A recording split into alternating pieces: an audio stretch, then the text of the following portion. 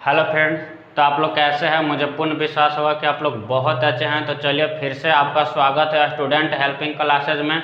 और आज हम लेकर आए हैं आप लोग के लिए क्या क्लास 9th का सेकंड चैप्टर, जिस चैप्टर का नाम है टिश्यू यानी कि ऊतक। और इस ऊतक से आप लोग ऐसे देखिए क्लास 9th क्लास का क्या लेकर आए हैं, लेसन टू जिस चैप्टर का नाम क्या है, ऊतक यानी कि टिश्यू।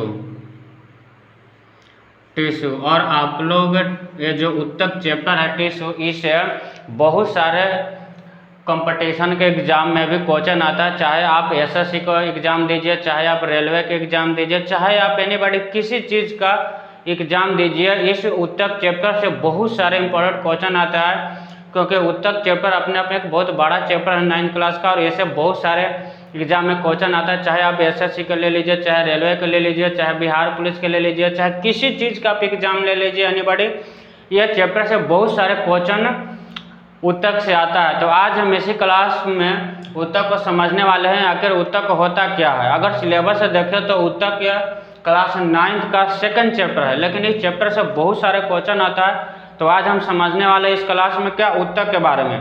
तो देखिए हम समझते हैं ऊतक कहते किसको हैं। तो देखिए इतना आप लोग केवल याद रखिएगा कि कोशिकाओं के समूह को क्या कहते हैं, ऊतक कहते हैं।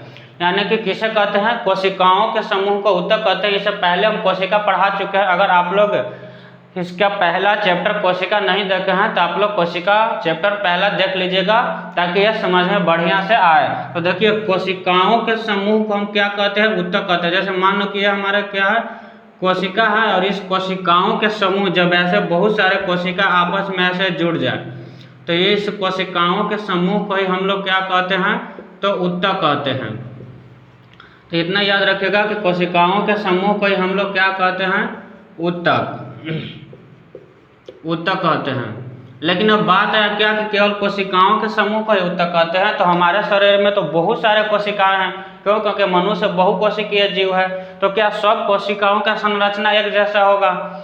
जितना भी कोशिकाओं है तो क्या सबकी संरचना एक जैसा होगा? आप जैसे मान लीजिए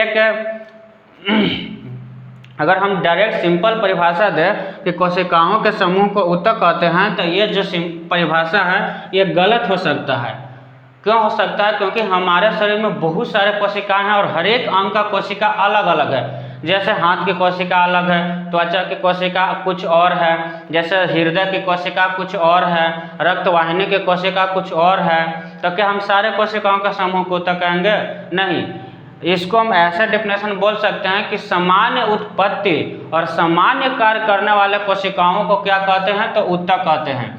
तो ऊतक किसको कहते हैं, देखिए यहाँ पे हम लिख देते हैं ऊतक सामान्य कार्य, ऐसे लिख देते हैं समान उत्पत्ति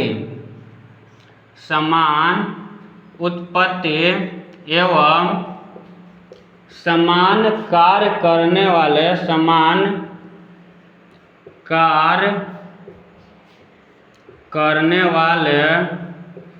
कोशिकाओं के समूह को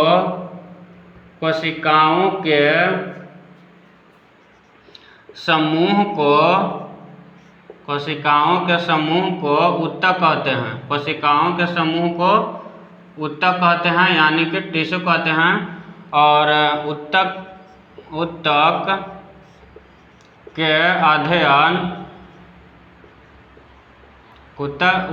के अध्ययन को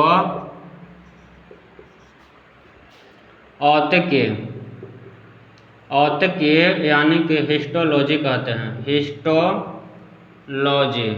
हिस्टोलॉजी कहते हैं। तो इतना याद रखिएगा कि हम अगर पूछे आपसे कोई कि ऊतक किसे कहते हैं, तो इतना याद रखिएगा सामान्य कार्य करने वाले या फिर सामान्य उत्पत्ति और सामान्य कार्य करने वाले कोशिकाओं के समूह को क्या कहते हैं, ऊतक कहते हैं। जैसे मान लीजिए कि हमारा हृदय है, अगर हृदय का काम क्या है, पंपिंग करना, अगर इसमें जितने सारे कोशिकाओं के समूह होगा तो क्या एक संरचना का होगा? ये कार्य करता होगा। अगर ऐसा नहीं रहता तो हमारे हृदय के कोशिकाएं जो रहता है, एक कोशिका कहता है कि हम धड़के पंपिंग करेंगे, तो एक कोशिका कहेगा कि नहीं हम नहीं करेंगे। तो ऐसा नहीं होता है, हर एक अंग का जो कोशिका है ना वो अलग अलग होता है।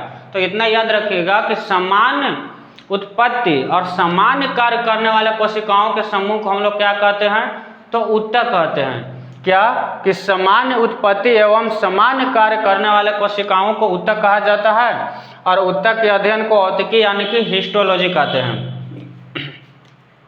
तो क्या आप लोग ऊतक समझे? अब हम लोग समझने वाले हैं क्या ऊतक कितने प्रकार के होता है। तो देखिए ऊतक मुख्य रूप से 2 प्रकार के होता है। देखिए टाइप ऑफ टिश्यू, यानी कि ऊतक के प्रकार, ऊतक के प्रकार। तो ऊतक कितने प्रकार का होता है? ऊतक मुख्य रूप से 2 प्रकार के होता है।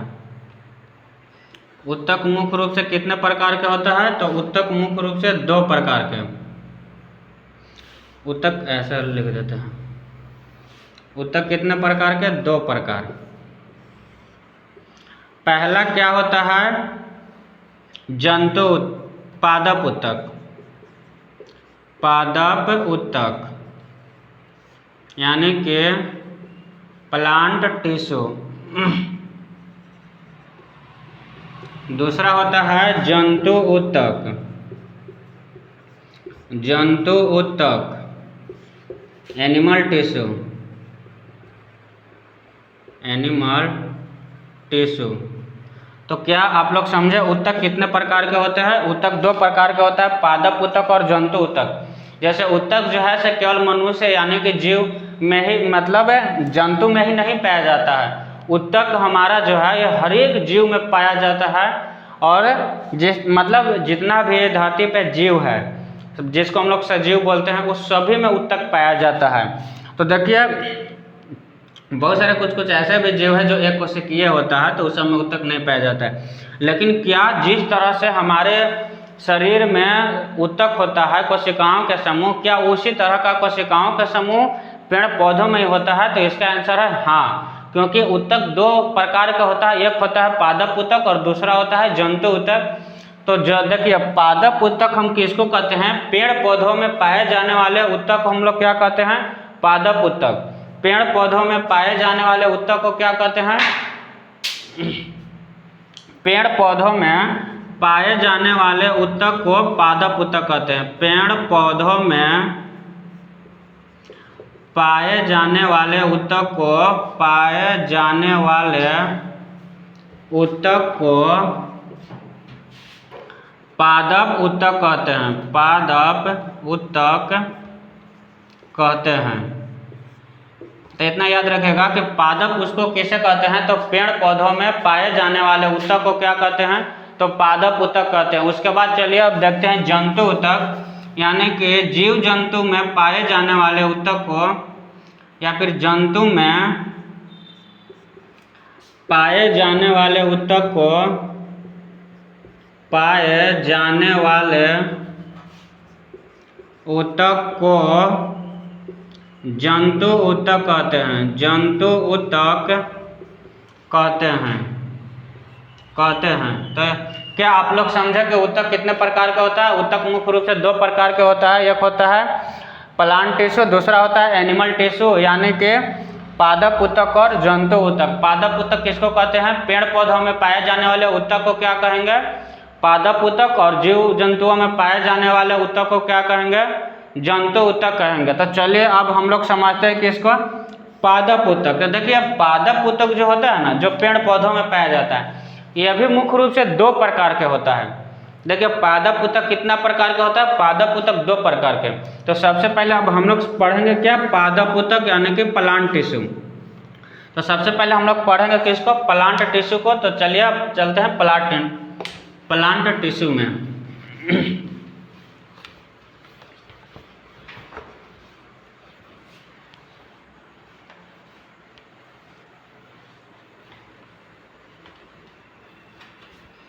तो देखिए प्लांट टिश्यू यानी कि पादप ऊतक, पादप ऊतक, यानी कि प्लांट टिश्यू। प्लांट टिश्यू, तो प्लांट टिश्यू कितने प्रकार के होता है? तो प्लांट टिश्यू 2 प्रकार के होता है। कितने प्रकार के? 2 प्रकार के। पहला क्या होता है? विभाज्योतकीय ऊतक। विभाज्योतकीय ऊतक, विभाज्योतकीय ऊतक, विभाज्योतकीय ऊतक। और दूसरा होता है अस्थायी ऊतक। अस्थायी ऊतक यानी कि इसको बोलते हैं मेरिस्टेमेटिक टिश्यू।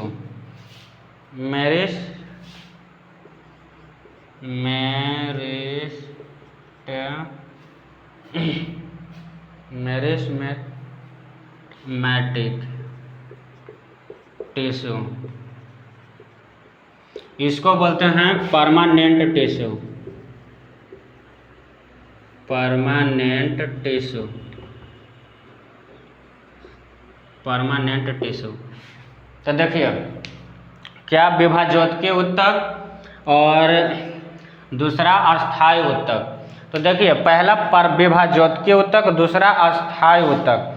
ठीक है, विभाज्योतकीय ऊतक, विभाज्योतकीय ऊतक कहने का मतलब क्या हो सकता है? तो विभाज्योतकीय ऊतक वैसे मतलब वैसे कोशिकाओं के समूह को ऊतक कहेंगे जिसमें विभाजन की क्षमता पाया जाता है। अगर मान लीजिए कि एक छोटा सा यह पौधा है, यह एक छोटा सा पेड़ है।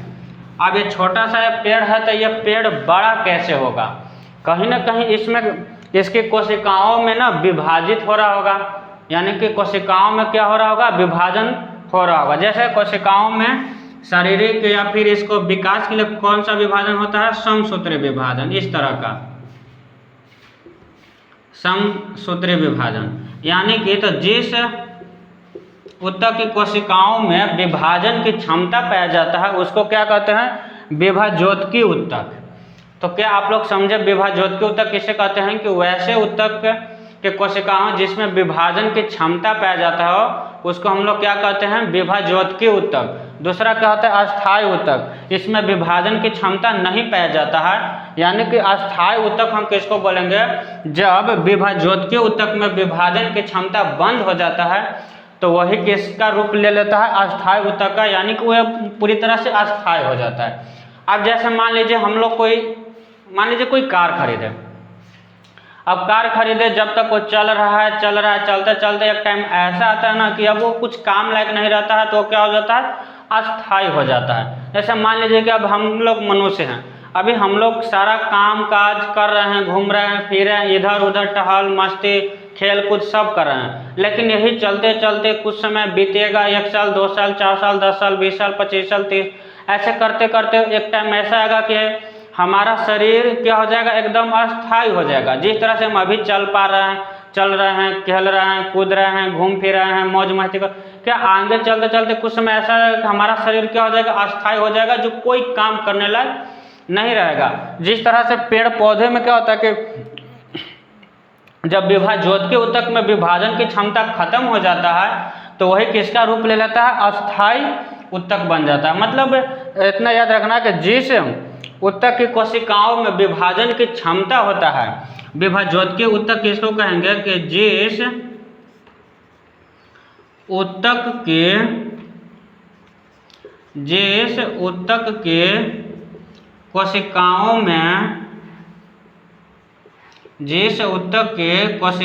में विभाजन के क्षमता पाया जाता है तो वैसे ऊतक को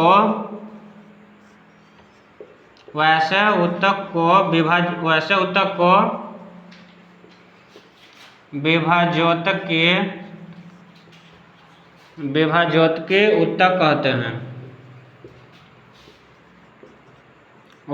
कहते हैं। तो याद रखिएगा विभाज्योतकीय ऊतक किसको कहते हैं?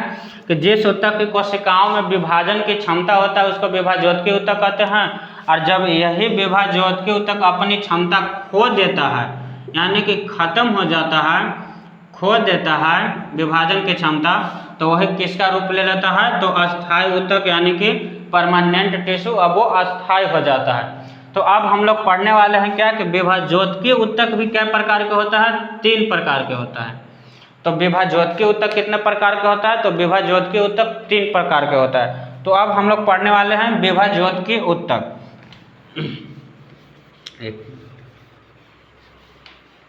तो एज यहीं पर हम खत्म कर देते हैं। देखिए क्या विभाज्योत के उत्तक, तो विभाज्योत के उत्तक कितने प्रकार के? 3 प्रकार के। विभाज्योत के उत्तक कितने प्रकार के? 3 प्रकार के। पहला, दूसरा, तीसरा। देखिए पहला क्या होता है? शीर्षस्थ विभाज्योत के उत्तक।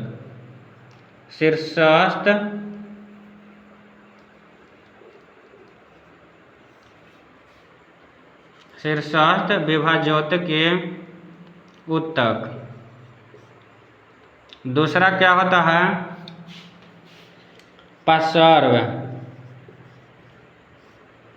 पार्श्व विभाज्योत के उत्तक। और यह क्या होता है? अंतर्वैशी।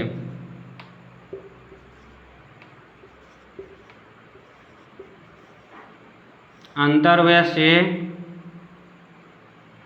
विभाज्योत के उत्तक, यानी कि 3 प्रकार के। अंतर्वैशी विभाज्योत के उत्तक, पार्श्व विभाज्योत के उत्तक और शीर्षस्थ विभाज्योत के उत्तक। इसको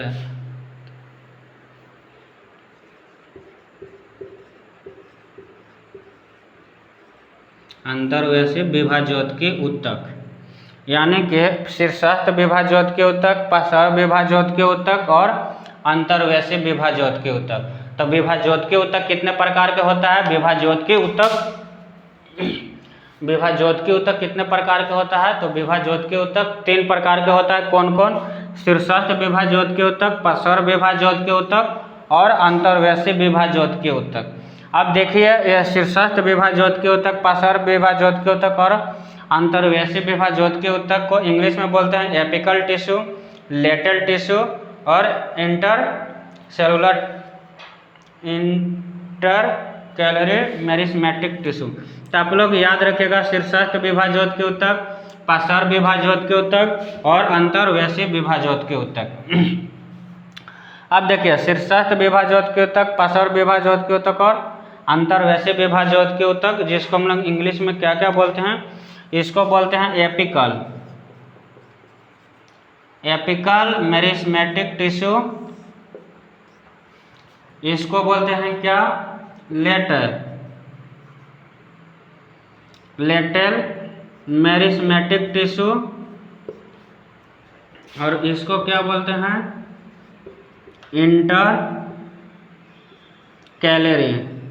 इंटरकैलरी मेरिस्मेटिक मेरिस्मेटिक टिश्यू। अब देखिए शीर्षस्थ विभाज्योत के उत्तक, पार्श्व विभाज्योत के उत्तक और अंतर्वैशी विभाज्योत के उत्तक क्या होता है? तो देखिए पेड़ पौधों के शीर्ष भाग में क्या मतलब जितना भी पेड़ पौधों के शीर्ष भाग, जैसे पत्ती का शीर्ष भाग, तना का शीर्ष भाग, जड़ का शीर्ष भाग, यानी कि शीर्ष भागों में पाए जाने वाले उत्तक को क्या कहते हैं? शीर्षस्थ विभाज्योत के उत्तक। तो चलिए हम इसको आप लोग को समझाते हैं बढ़िया से। जैसे मान लीजिए एक पेड़ पौधा बना देते हैं, जिससे क्या होगा? समझ में आएगा।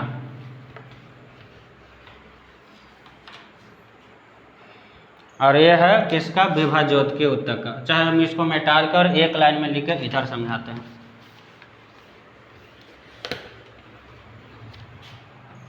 देखिए विभाज्योत के उत्तक,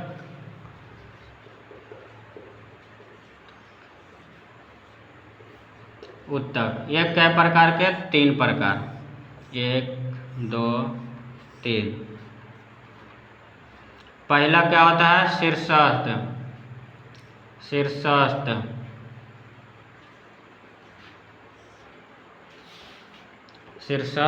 विभाज्योत के उत्तक।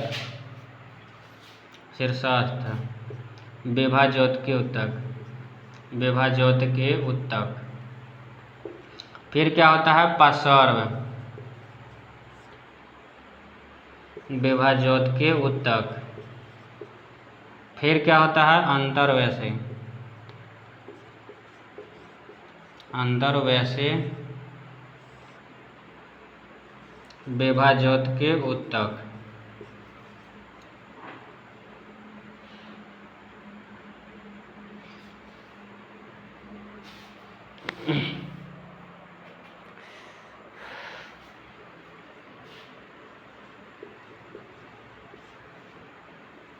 विभाज्योत के उत्तक। अब देखिए, जैसे मान लीजिए कि यह एक पेड़ है,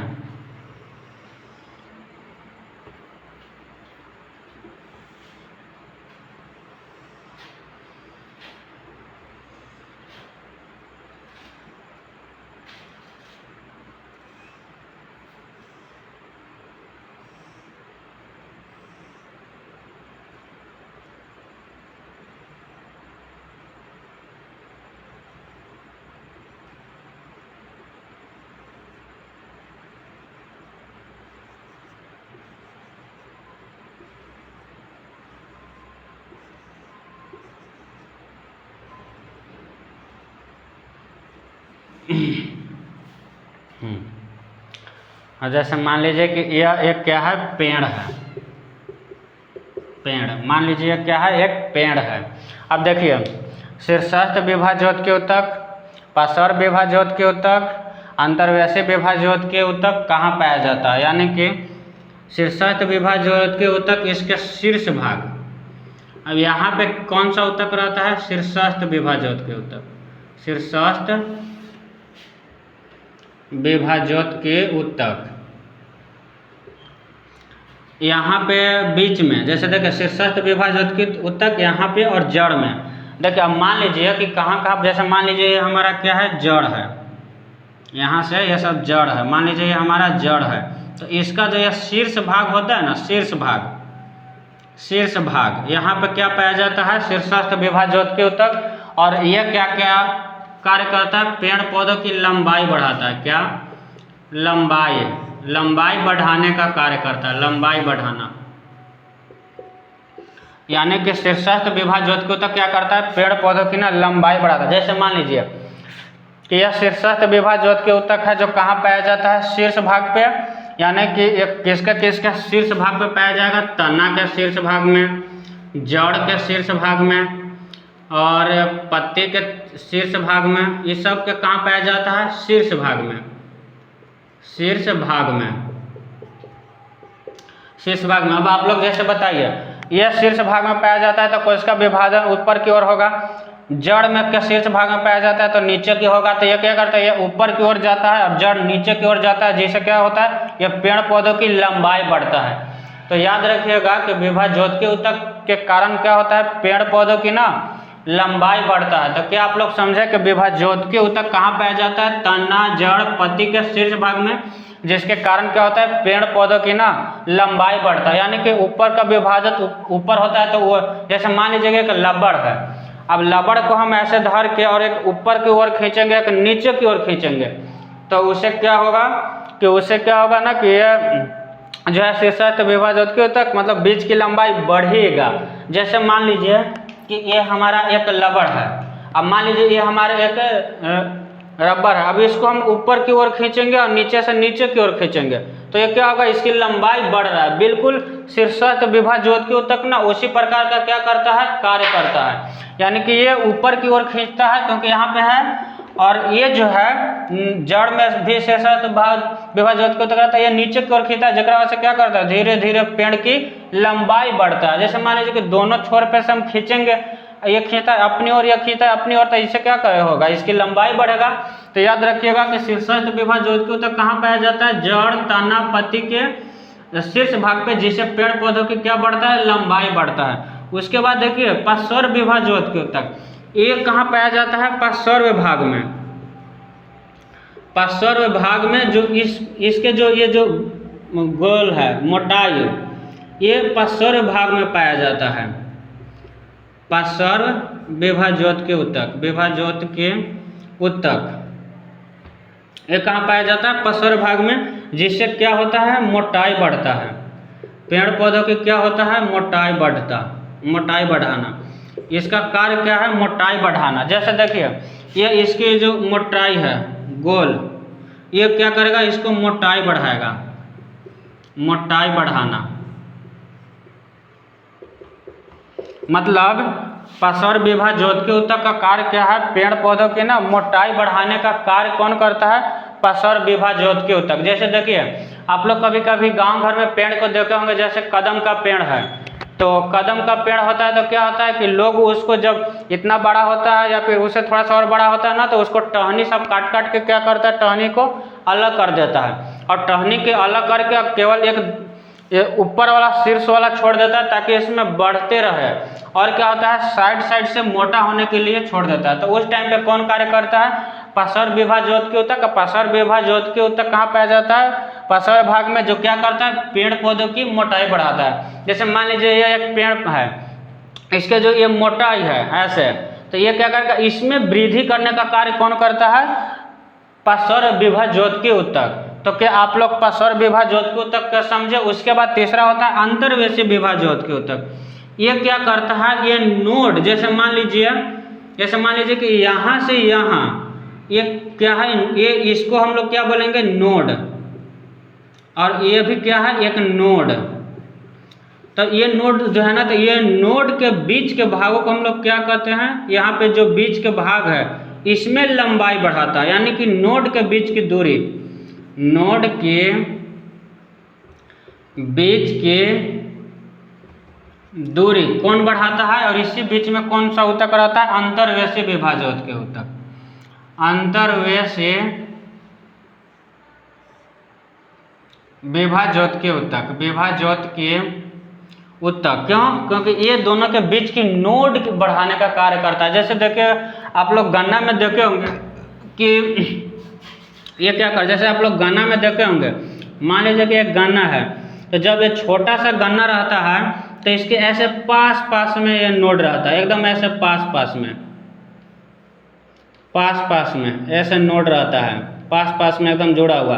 लेकिन यही गन्ना धीरे धीरे जब बड़ा होता है तो यही नोड के बीच की जो दूरी है वो क्या होता है? बढ़ जाता है, फिर थोड़ा दूरी पे हो जाएगा ऐसे, यानी कि फिर और बड़ा होगा तो और दूरी पे हो जाएगा ऐसे।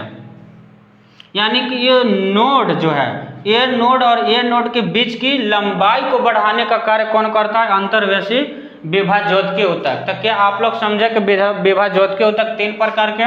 पहला शीर्षस्थ विभाज्योत उत्तक, दूसरा पसर विभाज्योत उत्तक और तीसरा अंतर्वेशी विभाज्योत उत्तक। पहला कहाँ? शीर्षस्थ विभाज्योत कहाँ पाया जाता है? जड़, तना, पत्ती के शीर्ष भाग में, जिसका कार्य क्या है? पेड़ पौधों की लंबाई बढ़ाना। दूसरा क्या? पसर विभाज्योत उत्तक, इसका काम क्या है? पेड़ पौधों की मोटाई यानी कि गोलाई बढ़ाना, यानी कि पेड़ पौधों जो मोटाई होता है ना वो बढ़ाता है। और तीसरा क्या होता है? अंतर्वेशी, जो क्या करता है? नोड के बीच की दूरी बढ़ाता है, यानी कि इसके और इसके बीच की दूरी बढ़ाने का कार्य कौन करता है? अंतर्वेशी विभाज्योत। जो हम बताएं तुम आप लोग को, ये जैसे मान लीजिए कि क्या है? गन्ना है, एक जिसको हम लोग बोलते हैं, जैसे ये सब क्या है? नोड है एकदम बीचे बीच, और इसके बीच में जैसे धीरे धीरे है तो ये नोड बढ़ते जाएगा। नोड के बीच की दूरी देखिए बढ़ रहा है कि नहीं? फिर और बड़ा होगा तो नोड के बीच की दूरी क्या होगा? बढ़ेगा।